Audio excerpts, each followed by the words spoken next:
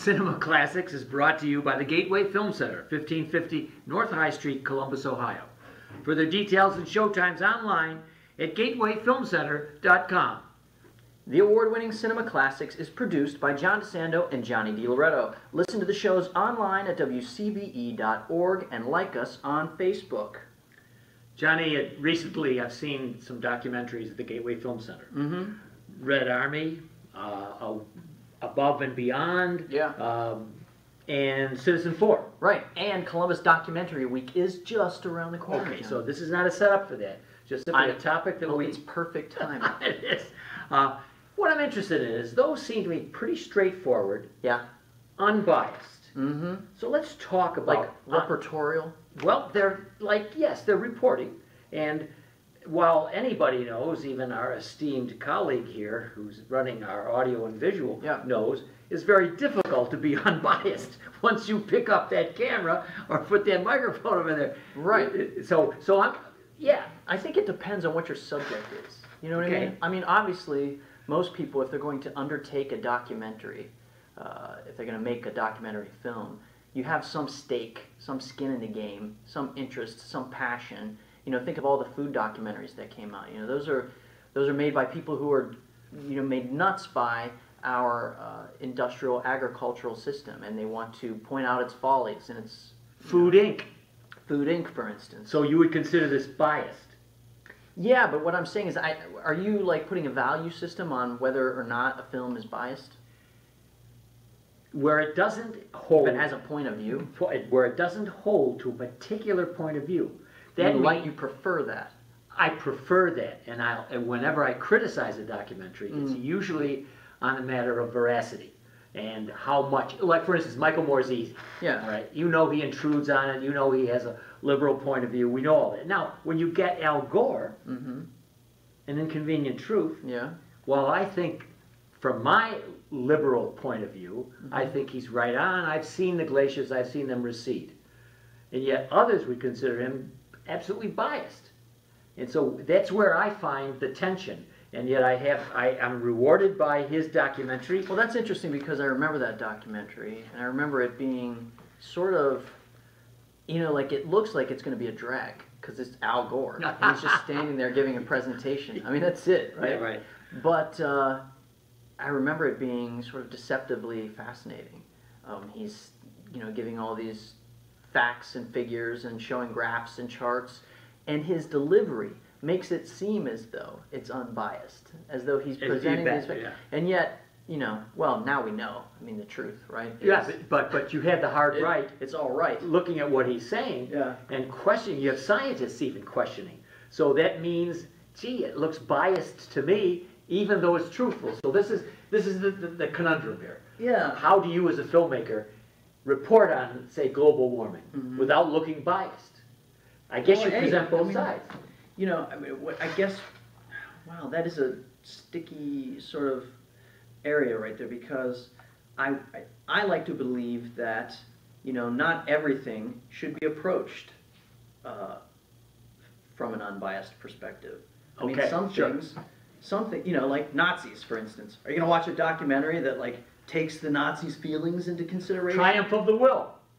One of the greatest biased documentaries ever made. By a Nazi. Exactly. Right. Exactly. But it has a point of view. It does, right. Leni Riefenstahl was, you know, a supporter of the Nazi Party. Yes, yes. And so that film, you know, glorifies the Third Reich. All right. Now, what I'm saying is, from the other side, you know, we now know that the Nazis were, you know, some of the most evil human beings that ever existed.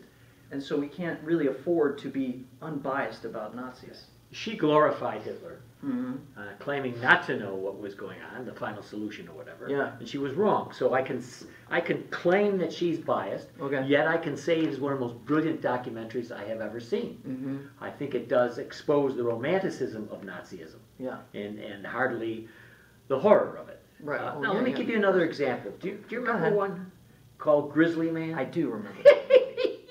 I remember this. Werner Herzog following that nutcase into the You know, well, actually, I don't think he followed him. He just used all of his much of his found own footage, right?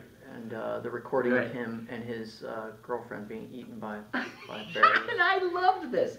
Now you're laughing at a guy getting eaten by a bear Yeah, but and his girlfriend. the guy was so whacked, you just knew eventually something bad was going to happen. Yeah, right. So that was to me what the purity of a documentary would be. Set up your camera. Okay, now wait a second. Yes. Are you saying that Grizzly Man doesn't have a bias? It eventually turns out to show what a nutcase can do. Right. With the best of intentions. Right? And Werner Herzog knew this, of course, ahead of time. Yeah. And all he needed to do was to take his found footage, Yeah. or do whatever he needed to do by just placing the camera in front of this guy. And yet, well, I don't think Herzog was putting a camera in front of him. Well, Herzog was taking the. Yeah. Oh, I forget. That's true. I think that what Herzog was doing was presenting this material in such. It's a very wry film. Yes. Like Herzog's sense of humor, his black sense of humor, is at play here, and so I think it is biased. I think he's presenting. I think the guy's name is Timothy something or other. I can't remember the guy. He's presenting this guy seemingly without sort of bias, and yet I don't know. It plays for laughs a little bit. Oh, it does, and that's my point of view. Is it's so difficult to be unbiased. Mm-hmm. Herzog comes in. I think you're absolutely right. Herzog comes in with the notion that this guy's going to be a great subject, Right. although he's crazy. Well, let me ask you this: what about the films of Errol Morris? Oh, which are some of the greatest documentaries ever made, and he was making them and making really interesting documentaries. He was one of the only guys making documentaries for the longest time. But you knew that Morris came in with subjects that were going to be eccentric. Right. And I know, but he doesn't do any. He just kind of lets them hang themselves. Oh no, I agree. It's great. And you're they're like Vernon, Florida. You remember that movie, Vernon, Florida? It's an Errol Morris documentary. He was scouting locations, I think, for a different idea, and he stumbled upon this town, and he just couldn't believe that the townspeople existed in this current, like in their mental state. So he just started like interviewing people, and they're bizarre. Oh yeah. So it's well, it would funny be like movie. Pet Sematary, as much as I remember. Gates of Heaven. Yeah, Gates of Heaven, which is about pet owners. Well, now let me ask you another one. I think you and I have seen and agreed that we liked. Man on Wire.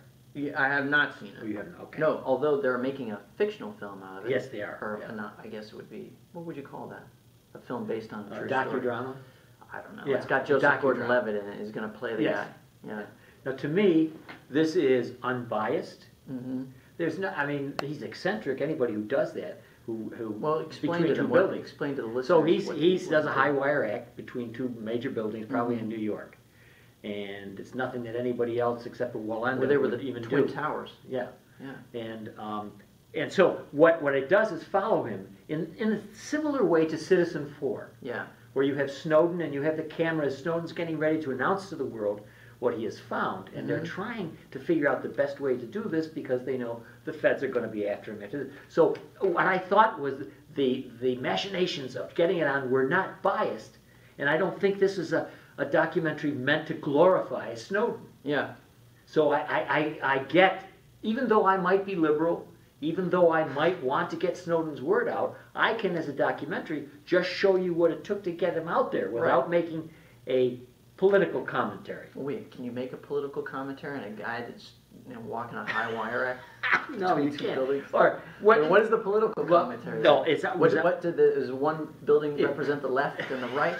No, it seemed teetering between the two of them. It seemed to me that it wasn't a documentary about somebody who was mentally off-center. Simply somebody who was doing something extraordinary. I see. And I didn't catch any bias in there. Okay. But you could say there's a bias for showing this fellow to be dangerous to himself, suicidal. What about movies like March of the Penguins? All right. Now, see, to me, that's perfect. Okay. Okay? Why? No bias there. You don't think? No, I don't think so. You don't think they Disneyfy the whole penguin experience? To me, I believed every second of it.